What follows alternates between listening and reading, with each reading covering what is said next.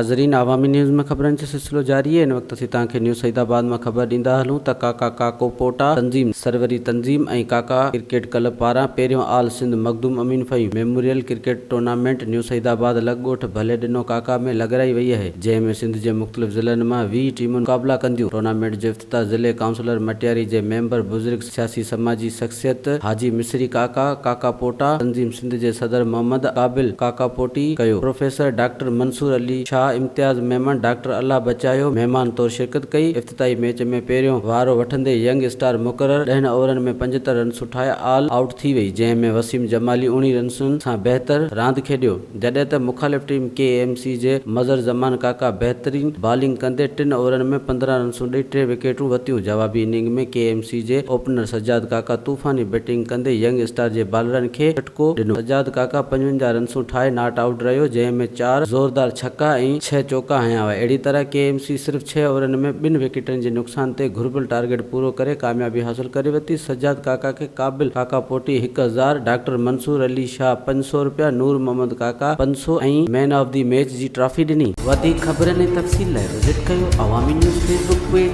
YouTube page ऐं Awami news website.